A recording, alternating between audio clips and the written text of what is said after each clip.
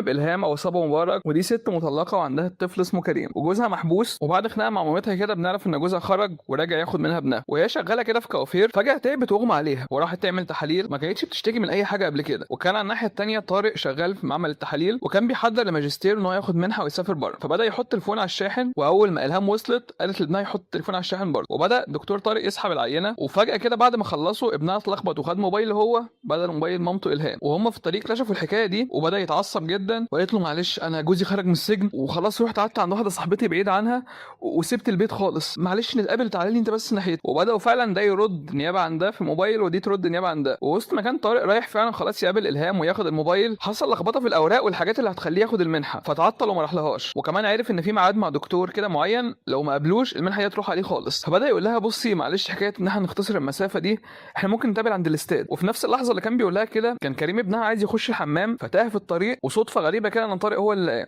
او الدكتور، وقال على فكره ابنك معايا خلاص انا لقيته. ووسط المقابله دي جوزها اللي خرج من السجن ده طب عليهم بعد ما عرف مكانها، وبدات تلم عليه الدنيا وتخلي الناس ياخدوه الامن. وخلاص كل واحد خد موبايله عادي. وبعد كده تاني يوم الصبح طارق بيصحى من النوم بيلاقي كريم الطفل ده موجود في البيت، وصوت الهام نفسها بره، وبيعرف انها جايه تعمل شعرها.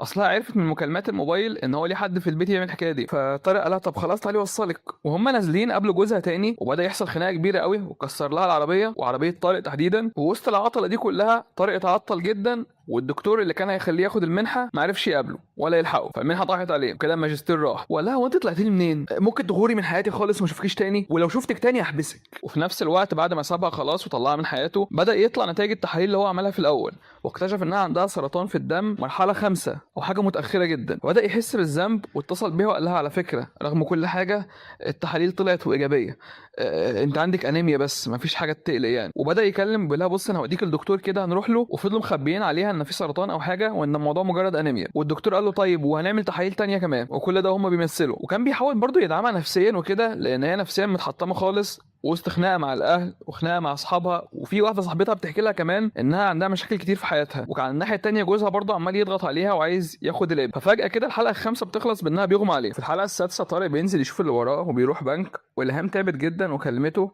قالت له انا تعبانه وعايزه دواء. قال لها بص في دواء كده معين انا هجيبه لك لانه ما بيتصرفش الا بدكاتره. وبدا يكلم الدكتور صاحبه اللي كان عمل له التحاليل واكتشف ان هو مسافر. فكلم واحد صاحبه اسمه خالد قال له في ديلر معين هيديهولك بس خلي بالك الدواء ده ب 12000 جنيه. وبيروح لها لحد البيت، وهو على الناحيه التانية عنده في بيت ابوه بيتخانق عشان ورثه حاجات زي كده. وبعد كده الهام بتنزل له كريم ابنها يستقبله، وعلى الناحيه التانية كان طالعها قاعد بيتفرج عليه وهو شايف. وبدا يديها العلاج وقال لها بصي ده مش هزار، حتى لو حد في عيلتك عنده انيميا ما ياخدش الدواء ده، التزمي بيه كويس عشان ده هو اللي فيه الشفاء. وكان خلاص هيمشي يقول له اقعد اتغدى معانا، وكان مسقعه وخرج. وبعد كده هو نازل قابل طليقها وقعدوا كده على القهوه. قال له بقول لك يا ابن الحلال خليني كويس معاك ومالكش دعوه بمراتي تاني. وبعد كده بدا يتكلموا في التليفون ويشكروا في اليوم وان الاكل كان حلو وحاجات كده، لحد ما طارق كان قاعد بيذاكر بالليل. فصاحبه كلمه قال له هو انت الديلر ده انت كلمته من انهي نمره؟ قال له عادي من نمرتي، هيكون منين؟ قال له طب في مصيبه كده الراجل ده اتقبض عليه. الحلقه الساعه بتبدا ان طارق اتوتر وعرف ان الديلر خلاص اتقبض عليه وهيجيبوه طبعا من موبايله. فراح القسم يحكي للظابط ان هو ما كانش بياخد منه مخدرات ولا حاجه، ده في حاله كذا كذا، وان هو مخبي عن صاحبه الحاله ان هي سرطان. فالراجل ما صدقوش وافتكروا بيحاول عليه. فطارق اتصل بابوه محامي ان هم يطلعوه من الحوار ده. ابوه لما عرف اداله كلمتين كده وقعد يقول له ده كله بسبب البت دي، فكك منها وما تعملش معاها تاني. وكان على الناحيه التانيه الهام لقت شغل جديد واخدت له اجازه كده يومين عشان تبداه، ونزلت مع صاحبتها السوبر ماركت. فشافت واحده قريبتها اسمها شيماء جوزها عمال ينام مع واحده في العربيه. فبدات صاحبتها تقول لها ما تحكيش بقى خلاص واستوري على البيت. وكان على الناحيه التانيه طارق بيجي له رساله ابوه بيقول له يا ابني اسال على المناقشه اللي عندك دي يمكن تعرف تاخد المنحه. بدا ما يركزش ويتصل بالبنت الهام ويقول لها بصي التزمي بالجرعات دي لان الدواء خلاص ناقص، لانه طبعا الديلر اتقبض عليه. وبدا بالليل كده يتفرج على الصور، وبنشوفه اللي بعدها بيكلم اخته بيقول لها بقول لك ايه اوعي تاجلي الخطوبه دي خالص طالما الهام هي الكوافير اللي هتعملها، انا لما اصدق اشوفها. وكانت هي نازله شغل الهام وبدات ترن على صاحبتها ولقيتها ما تردش، وعرفنا ان صاحبتها رايحه عياده غامضه كده بتصوت اللي في بطنها. فبدا طارق يكلم صاحبه ويقول له على فكره انا بحب الهام دي ولسه مكتشف الحكايه دي دلوقتي حالا. وفي الحلقه الثامنه الخطوبه بتبدا فعلا والهام بتعمل الشعر وطارق بيشوفها وبدا يركز معاها بشكل ملفت قوي، حتى اهله خدوا بالهم لدرجه ان هو عمال يشوف هي وصلت ولا لسه. وبعد ما تمشي بيسال شات جي بي تي عن الهام وكل الحاجات دي. وبعد كده بنكتشف ان اخته وخطيبها دول فركشوا في نفس اليوم لان هو بدا ياخد باله ان هو ما بتحبوش. وبدا الدكتور اللي بلغ طارق بالنتيجه في الاول يقول له على فكره الحاله ضايعه خالص والدواء ده حتى مش هيعمل حاجه، ففي علاج جديد كده هكتبه لك. وبدات الهام تتصل بصاحبتها ما بتردش، فطارق كلمها وقال لها ما تيجي نتقابل في المول، فاديته ميعاد تمام. وبعد كده عرفت ان صاحبتها دي ما بتردش لانها اجهضت وراحت المستشفى، وراحت وراها المستشفى وبدات تتعصب جدا لانها عرفت ان الدكتور شال لها الرحم لما حصل نزيف، وكده الست دي مستحيل تخلف تاني. وبعد كده الهام قابلت طارق عادي وبدا يشربوا عصير، وبدا يوريها صور الخطوبه. ولا انت عارفه الصوره دي بالذات دي صورتك صح؟ حطيتها خلفيه عندي. عارفه ليه؟ عشان انا بحبك. قالت له حب ايه وهبل ايه؟ انا مش معجبه بحد، العلاقه دي كده مش هتنفع خلاص، ولو سمحت انا همشي دلوقتي. قال لها خلاص خلاص امشي، بس خدي الدواء حتى الجديد اللي بقول لك عليه.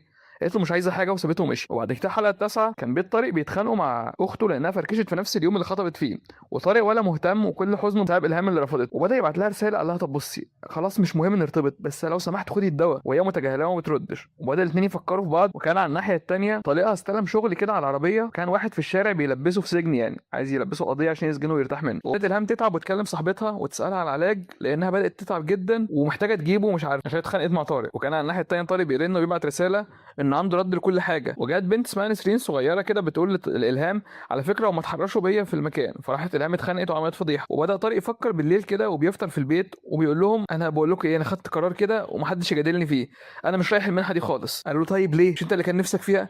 قال لهم اه بس انا مرتبط. قال له بمين بقى؟ قال لهم بالهام، وما تقعدوش بقى تتصدموا لي كده، انا اللي مقتنع وانا اللي هتجوز مش انت. وبدات المدرسه تكلم الهام ان ابنها كانت مقدمه له في مدرسه كده واتقبل، بس اللي اتوسط له في الحكايه دي كان مامة طارق. فراحت قابلتها فعلا وقالت لها بصي يا بنتي ما ينفعش ترتبطي بابني، راعي الظروف وراعي كل حاجه. قالت لها اه طبعا حضرتك معاكي حق، وانا مش هنكر الجميل، وعلى فكره مش هرتبط بيه اصلا، ممكن تساليه. وهي راجعه عماله تسمع الفويسز اللي عمال يبعتها طارق، فقالت له بقول لك ايه، ما تشوف امك الاول بعد كده برجع ابعت. وراحت عامله له بلوك. ووصلت البيت وهي متضايقه لقيت طارق في الصاله عندها بيقول لها بصي احنا نتجوز خلاص وشيل البلوك والعبايه دي انا بغير عليك. وبدا فعلا لما يمشي الهام تقول لها يا بنتي مروه شريكي ما تديله فرصه. وطارق راح وهو مبسوط جدا. وامه لما عرفت قالت له يا ابني بص انا عارفه انها تعبانه ومريضه وكل حاجه وما قلتلكش ما تتعاطفش معاها، ما انت بتساعدها اهو، بس في فرق بين التعاطف وان احنا نحب.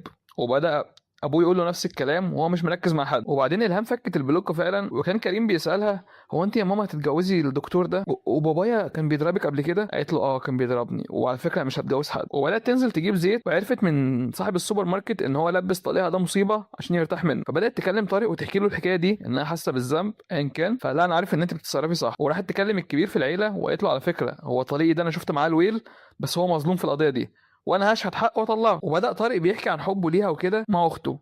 وكان على الناحيه الثانيه شيماء الممرضه دي جت لالهام وبتقول لها بقول لك ايه يا الهام هو ايه الدواء اللي انت بتقولي عليه ده؟ قالت لها دواء ايه؟ دواء انيميا. قالت لها انت متاكده انه انيميا؟ يا بنتي ده دواء سرطان ومرحله متاخره كمان، وكمان البتاع ده غالي جدا، ده بفوق ال 10000 جنيه. فبدات تتصدم وتقول لها طب بصي يا شيماء ما تقوليش لحد ما اشوفها اتصرف ازاي. وصدمه الهام لما عرفت ان هي عندها مرض فعلا. وساعتها كانت عماله تفكر في امها وابنها وهتعمل ايه في حياتها بعد كده عموما، وهتعمل ايه في الام والابن والناس دي كلها. وكانت عماله تفكر الاوقات اللي تعبت فيها دي لما كانت بتحس بدوخه ان معنى كده ان ده كان سرطان وتحس انها بيحصل لها حاجه.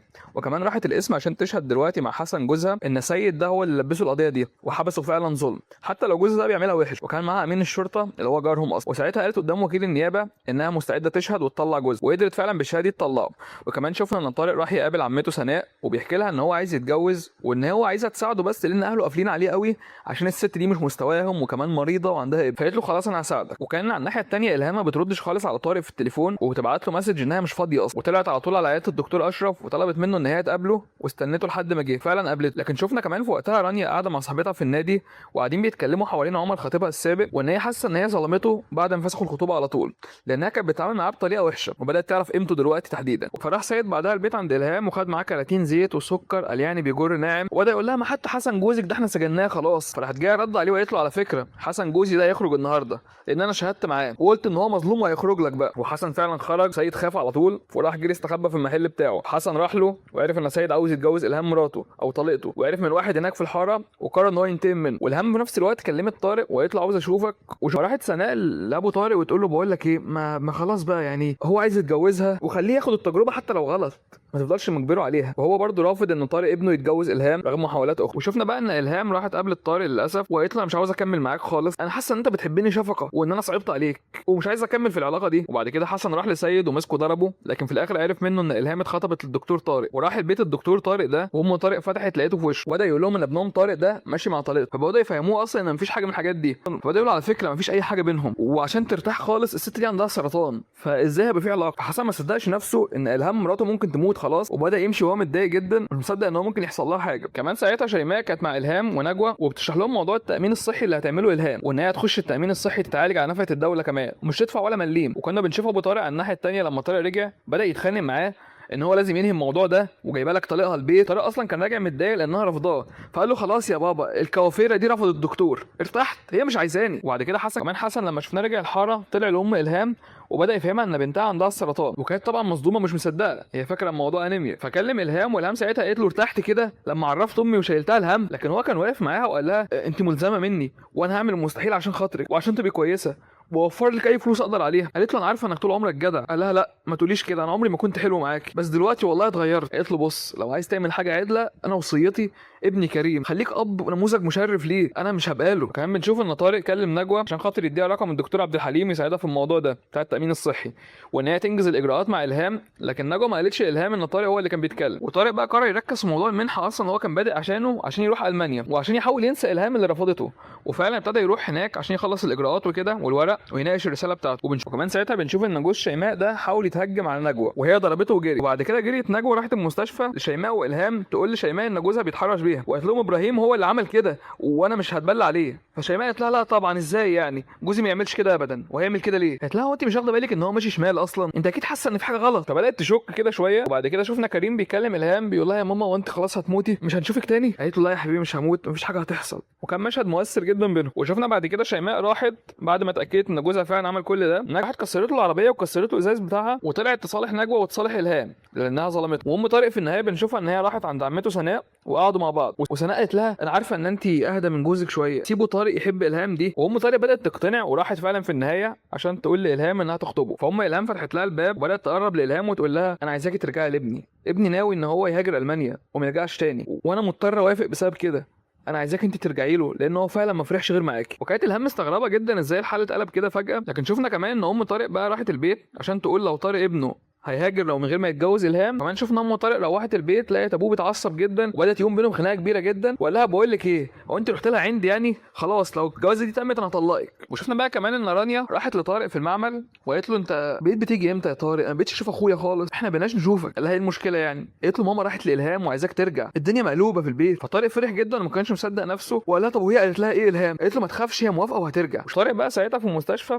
كانت الهام موجوده في المستشفى وبتاخد الجلسه وبدا يقربوا لبعض ويرجعوا لبعض فعلا. وقال انا كنت بدور عليكي طول الوقت ومش قادر انساكي لحظه واحده. وقال لها لازم ناخد خطوه قدام. قالت له انا موافقه ان ناخد خطوه بس خليني الاول اعمل مشوار مهم. وراحت بلغت حسن وقالت له حسن الراجل ده اللي انا بحبه طارق وانا لقيت حياتي هنا حتى لو متبقي منها قليل. قال لها طب ما نرجع احنا الاول وهحاول ابقى كويس. قالت له مش هينفع خلاص انا حاسه ان انا بحب الشخص ده. وكانت الهام تعبت فجاه كده وامها نقلتها المستشفى وحسن راح معاها لكن طارق جه. وساعتها حصل مواجهه بينهم كده اللي هو حسن بيقول له يا ابني انا مش هددتك قبل كده قلت لك ما تقربلهاش ابعد عنها احسن لك. لكن طارق قال له بقول لك انا ما اتهددتش هتعمل ايه يعني هتضربني هرجع تاني وتالت انا هفضل معاها للابد. وبداوا خلاص يجهزوا حكايه الخطوبه دي. وام طارق بتقول لالهام احنا جايين نزوركم بالليل عشان الخطوبه. وطارق كمان بدا يقول لزمايله في المعمل ان هو هيتخطب النهارده. وكان على الناحيه الثانيه ابوه بيقول لامه لو الخطوبه دي تمت هتبقى طالق وهي قالت لا مش مهم عندي اهم حاجه ان هو يتجوز. وبعد كده حسن كان قاعد مع واحد اسمه عباس كده بلطجي جايبه عشان يهدد طارق ويلغي حكايه الخطوبه دي، بس بدا يفكر في ابنه كريم واللي ممكن يحصل له فرجع في كلامه، بس بيقرر برضه ان هو ياخد كريم ده من الهام يعيشه عنده. وكانت ام طارق بقى بعد ما رجعت البيت قررت ان هي تسيب البيت لان جوزها قال لها انت هتبقي طالق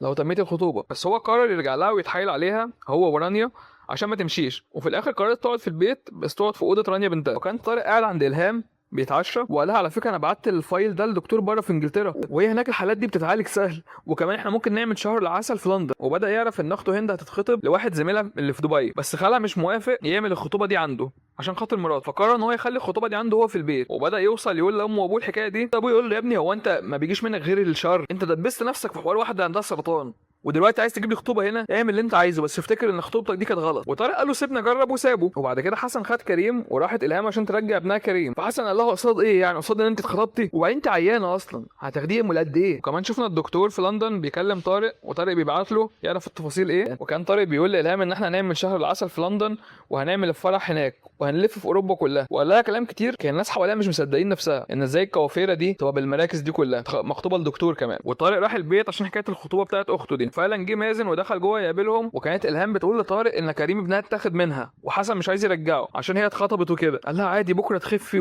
وكريم يرجع لك احسن من الاول كمان. وبعدين مازن تقدم لهند وقروا الفاتحه خلاص. بس للاسف بيجي لطارق رساله كده ان الحاله بتاعت الهام دي صعبه جدا وميؤوس منها وهتموت خلاص. الحاله اللي بعد كده الاخيره بدات لما طارق رجع له امل تاني، لما عرف ان هي عمليه زرع وممكن تتم لو كرات الدم استقرت والجسم بقى سليم اكتر. والدكتور قال له اهم حاجه بس تتمسك بالحلم ده، وبدا ياخدها يوديها عند بتاعه الورد اللي هو كان بيكراش عليها زمان، وبعدها خدها المعمل عرفها على كل زمايله. وساعتها كانت اكتر واحده متضايقه واحده اسمها دكتوره ايناس، لان الست دي كانت بتحبه من زمان. حتى الهام خدت بالها من نظراتها وقالت له طارق كده هم راكبين في العربيه. وكمان بدا الهام ياخدها بعد كده تقابل زيزو اللي هو بيلعبوا بلاي ستيشن وكده، وان الواد عنده 13 سنه بس، وان هو كان فضل يلعبه على اساس ان هو واحد كبير في السن زيه. ونجوى كمان بدات تقول لحسن خلاص بقى ادي ونجوى كمان قالت لحسن ما خلاص بقى موضوع الهام ده اديها ابنها. وحسن بدا يقتنع فعلا، بالذات ان الهام بدات تتعب بجد وخدها المستشفى. وكان ساعتها الحاله بقت حرجه جدا لانهم اكتشفوا ان في حاجات تانية في الجسم اصلا. وطارق لما عرف جه جاري عشان خاطر يقعد جنبها ويقعد يحاول يفوقها، ما كانش قادر يصدق ابدا انها بتموت بين ايديه. وكان حواليهم الهام لحد ما ماتت خالص. وبعد 4 سنين بيظهر لنا طارق وهو راجع من المانيا بيكلم زيزو يلعب معاه تاني، وزيزو بقى عنده المرض وعنده 17 سنه. لكن طارق ما راحش المانيا لوحده، هو راح مع الدكتوره ايناس اللي كانت بتكراش عليه من زمان.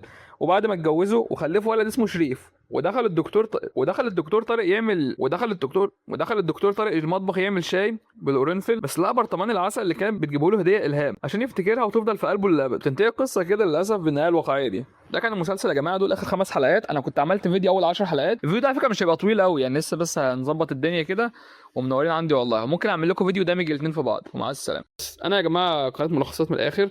لو انت عايز اي فيلم معين قول لي هعمله لك واكتبه لك في الكومنتات. لو انت عايز مثلا حاجه معانا يا جماعه، انا لا يعني عملت انواع كتير جدا عادي، بس انا لقيت ده بيتشاف اكتر لحد ما نحقق الربح. بعد شهر مثلا نبدا نشوف بقى الدنيا ايه عباره عن ايه. تمام. عامل ليكوا صاحب على الايفون عايز تكسب، وصل الفيديو 40 لايك واختار واحد من الكومنتات. ولو وصلنا 200 سبسكرايبر اختار واحد بالليل. واشتغلوا كده يا جماعه معايا في السبسكرايبرز والحاجات دي، لان انا لسه بشوف القناه يعني في فيديوهات بتتشاف قوي فيديوهات لا، ولا فيديوهات اقترحت الاجانب وبتاع. فعلى قد ما نقدر عايزين نكمل القناه بشكل محترم يعني. اشوفكم في حلقه جديده. وصلوا الفيديو 40 لايك ومع السلامه.